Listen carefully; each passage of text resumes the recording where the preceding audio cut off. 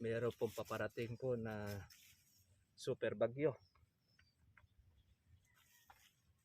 Sana naman po ay wag tayo masentrohan ng ating pong bagyo at ibaling ulan na lang.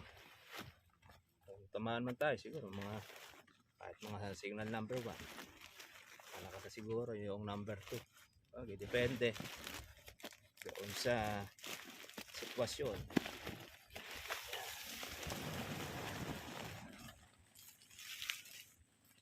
Ang ating pitas.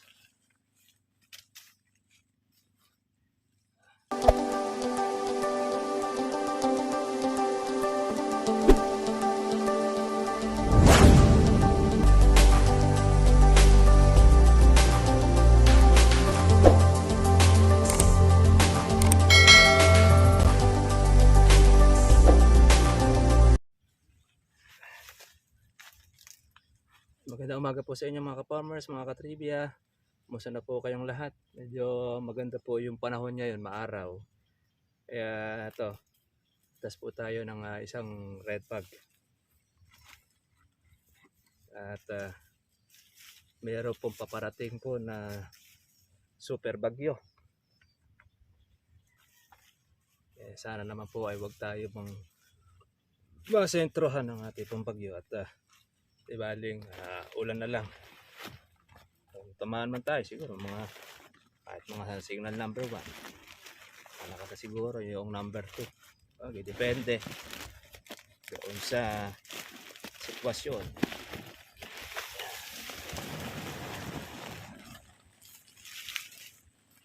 Ang ating pitas.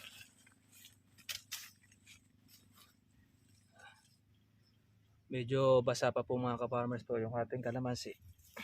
Kaya hinahalay-hay muna natin doon sa ating red bag pagka po ito ay ating sinasalin. Tapos hindi po natin kailangang ibilad po sa araw. Tendency po mga ka-farmers po na ito ay masira o maluto. So silong muna po tayo ngayong umaga tayo po ay pipitas po ng kapupunan. Meron pa tayong dilaw pero meron na tayong kalahating red bag na nakukuha. Tiyagaan lang mga ka-farmers dahil ito ay tira po nung nakaraan na hindi po nasili po ng mga taga-pitas. Kaya tinatyagaan natin para hindi po mag-reject at huwag po masayang. Una-una kasi mga ka-farmers, pag halimbawa po ito ay magiging reject, kamura lang po ng reject po natin. Pero kung yan ay mapipitas, magiging malaki pa ang magiging presyo nito at saka bunga. At least meron pa tayong bulaklak na kung saan ay pwedeng sulputan po ng ating bunga. Although marami pong mga bulaklak pa rin po na lumulos at kaya lang hindi nakakagaya ng dati na namumuti. Como kasi marami na rin pong mga ka-farmers na bunga, mga maliliit yung sa atin. Kaya konti na lang po yung bulaklak po na lumalabas. Pero marami po ngayon ay iba, sasabog na po ng kanilang abono. Yung mga napitasan na. Papabulaklak sila ng buwan ng July para meron silang pang December, November, December, yan.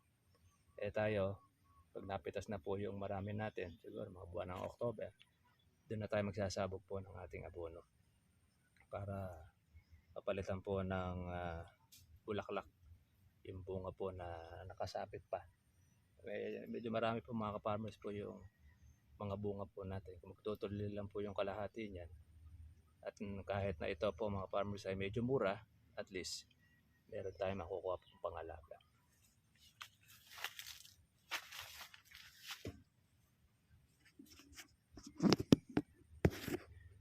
Yan ay ang ating pitas. Maya rin po ay magsusundo po tayo sa ating estudyante para sa pag-uwi itong bago makapananghali. Maga pa naman mga ka-farmers. Kaya pahinga muna tayo ng konti. Sige. Ito mga ka-farmers po, ito ay silong ng puno ng dahon pero ang dami pong bunga.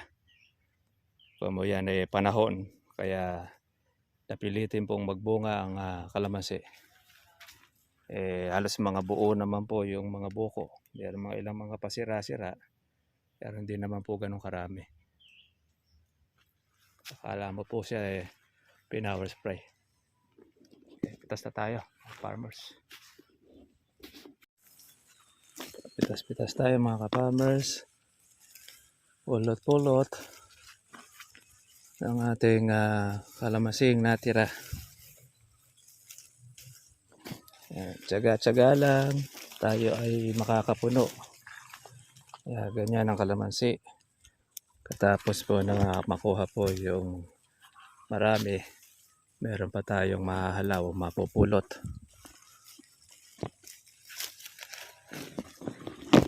Isa hindi po siya masasayang. Agapan natin siya na hindi maging reject. Pag naging reject kasi yan, wala na, halos magiging presyo.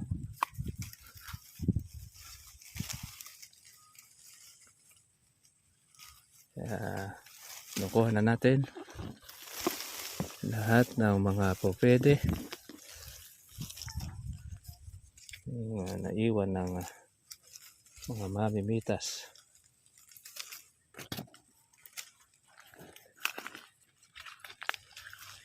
Pag po magpapahalaw kayo mga katribya, iba po ang upang presyo niyan pagka yung madalang ang bunga.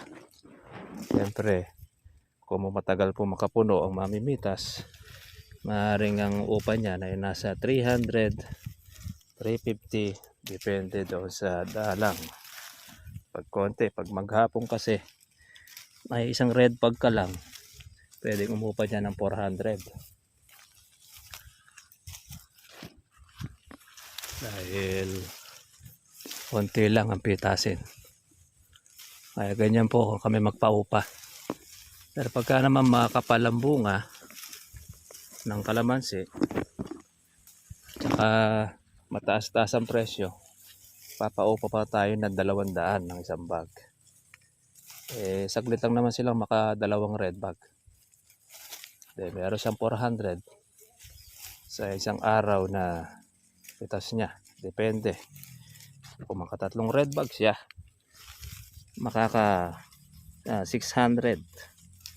Iyon ay neto na niya. Dahil pakain na rin po ng may-ari. Iba na lamang kung magnenetohan kayo noong buyer. Pag netohan, sagot na po ng buyer ang pagkain at merienda. Presyohan na lang kayo sa ganong presyo.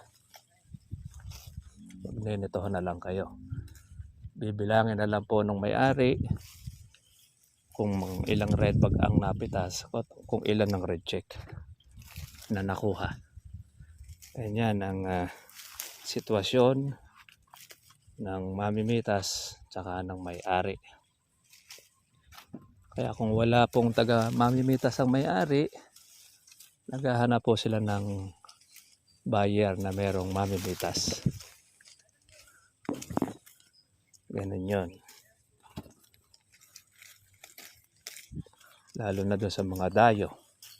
Kaya lang, ingat lang din sa mga ganon. Minsan, merong mapagsamantala. Pagka pipitasin ng inyong kalamansi, pag wala kayong idea sa presyo, halos hingin na lang ang kalamansi ninyo.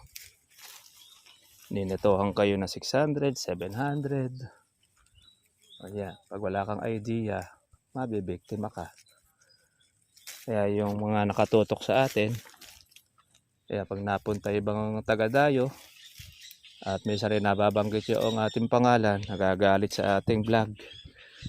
Bakit ko ro ba sinasabi pa ang presyo ng kalamansi, yung kuhanan? Kaya tuloy hindi sila makapag-baba ng presyo doon sa kinukunan nila. Lumalabas nun tayo pa ang sinisisi pag sinasabi natin yung kuhanan dito. Dahil hindi sila makapandaya. Depende naman yan sa inyo. Sa inyong kagustuhan. Tayo naman mga ka-farmers, kung ano po yung lakad dito, yung kuha sa atin, yun naman po yung ating sinasabi. Dahil ayaw nga natin na mayroong mabiktima ng mga mapagsamantala na mga ahente. Ngayon, kung halimbawa naman mababa ang neto sa inyo at pumayag kayo, wala na po ako doon sagutin. Wala na akong pananagutan dahil kayo naman po ang sumang-ayon doon sa inyong pitas na kalamansi. Bawa kinuhang neto na 700, 800, labas na tayo noon. Kayo na nagkontrata. Siyempre, ang mga ahente at mga buyer, gusto niyan kumita ng maganda.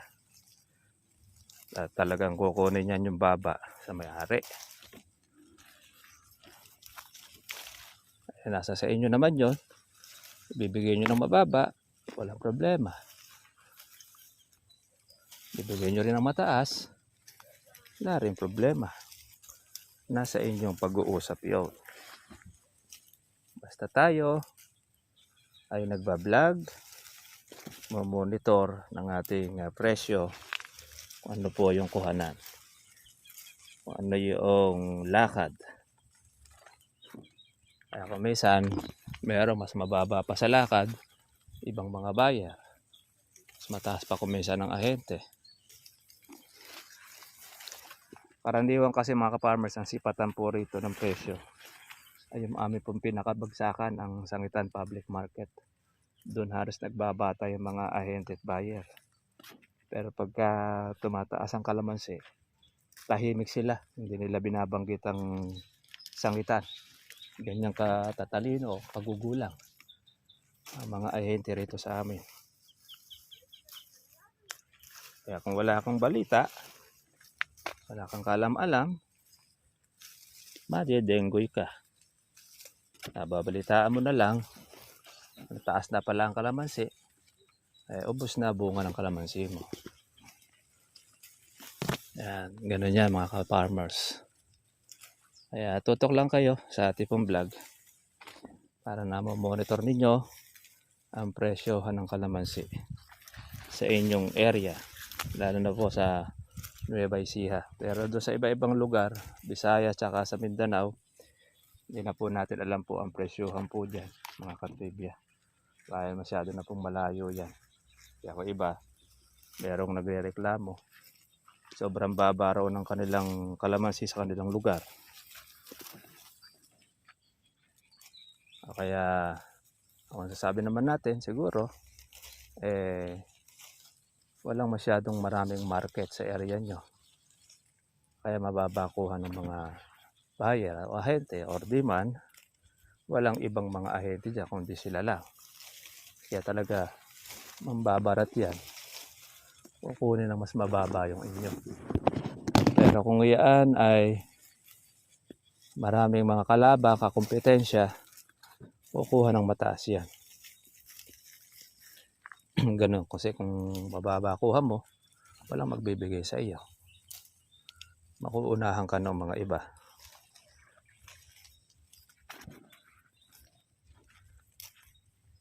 Okay mga ka-farmers. Okay, tikas tayo. Para dito sa ating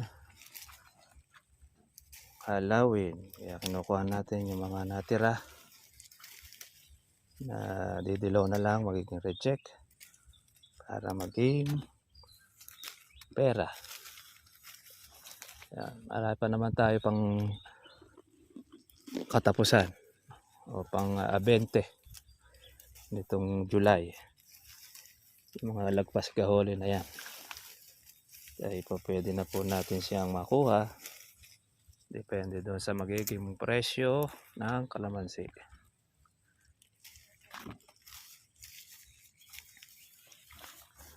Ang daming buko niya. Ka-farmers. Ay masisiyahan ka pagka ito ay lumaki. suson.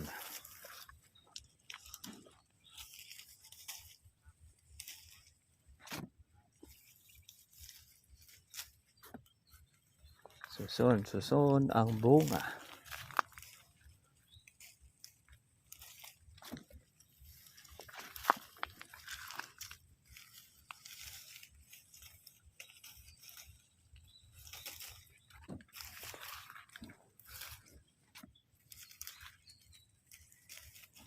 Yan, one hand lang tayo.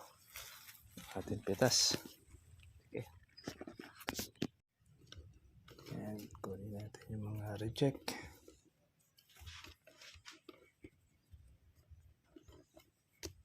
Habang pinatutuyo natin yung kalamansi.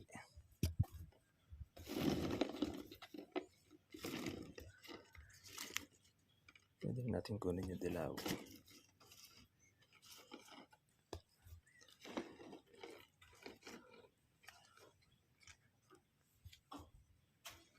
Yung mga may sira, naalis na natin. Dahil magdadamay pa yan.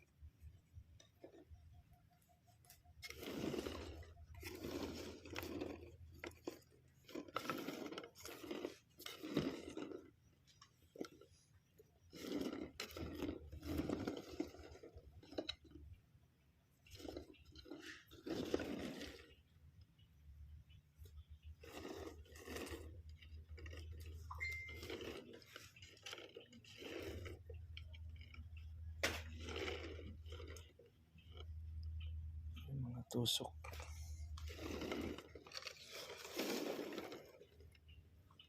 Yan. Yan yung mga malangang lusin.